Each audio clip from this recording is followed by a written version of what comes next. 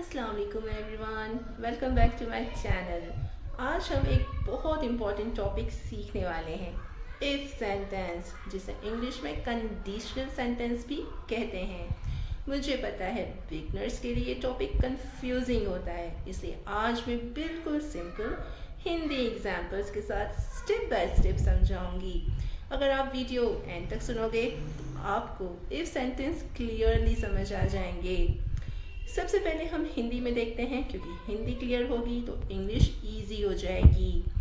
जैसे अगर बारिश होगी तो हम घर पर रहेंगे, अगर तुम पढ़ोगे तो पास हो जाओगे, अगर मुझे टाइम होता तो मैं इंग्लिश सीखती, अगर तुमने मुझे फ़ोन किया होता तो मैं आ गई होती। ये सब सेंटेंस अगर तो वाले हैं। इस तरह के सेंटेंस को इंग्लिश में कंडीशनल सेंटेंस कहते हैं। हिंदी में हम बोलते हैं अगर, इंग्लिश में हम बोलते हैं इफ़। इसलिए जो सेंटेंस अगर से शुरू होता है वो इंग्लिश में इफ़ से बनता है। जैसे अगर तुम पढ़ोगे, इफ़ यू स्टडी, अगर बारिश होगी, इफ़ इट रेन्स। हर इफ़ सेंटेंस के दो पार्ट होते हैं। Part 1 condition, part 2 result. जैसे if it rains we will stay home. If it rains, अगर बारिश होगी, we will stay home, हम घर पर रहेंगे। जब बात रियल फ्यूचर की हो, जो सच में हो सकती है, तब रूल होता है if के साथ प्रेजेंट और सेकंड पार्ट में विल के साथ वर्ब की first form. Examples, if it rains, we will stay home, अगर बारिश होगी तो हम घर पर रहेंगे। If you study you will pass, अगर तुम पढ़ोगे तो तुम पास हो जाओगे। If you call me I will come, अगर तुम मुझे फ़ोन करोगे तो मैं आऊँगी।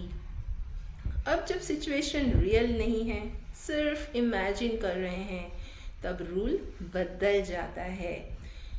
इफ़ के साथ पास्ट और सेकंड पार्ट में वुड के साथ वर्ब की फर्स्ट फॉर्म। एग्जाम्पल्स देखिए, if I were rich I would help people, अगर मैं अमीर होती तो लोगों की मदद करती। एक और example, if you studied you would पास, अगर तुम पढ़ते तो तुम पास हो जाते। जब काम पास्ट में हो चुका है और हमें रिग्रेट है, तब ये रूल आता है इफ़ के साथ हैड प्लस वर्ब की थर्ड फॉर्म और सेकंड पार्ट में वुड हैव के साथ वर्ब की थर्ड फॉर्म। एग्जाम्पल्स देखो, if you had studied you would have passed, अगर तुमने पढ़ा होता तो तुम पास हो गए होते। एक और example, if I had called you you would have come, अगर मैंने तुम्हें फ़ोन किया होता तो तुम आ गए होते। अब इसको याद रखने का सबसे इजी तरीका, जैसे if you study you will pass, अगर तुम पढ़ोगे तो तुम पास हो जाओगे, ये रियल फ्यूचर है। If you studied you would पास, अगर तुम पढ़ते तो तुम पास हो जाते, ये इमेजिनरी प्रेजेंट है। If you had studied, you would have passed, अगर तुमने पढ़ा होता तो तुम पास हो गए होते, ये पास्ट रिग्रेट है।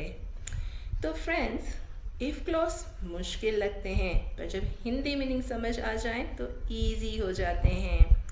कमेंट्स में बताओ आपको कौन सा टाइप सबसे ज़्यादा कंफ्यूजिंग लगा। तब तक प्रैक्टिस करो, गलतियों से डरो मत और इंग्लिश बोलते रहो।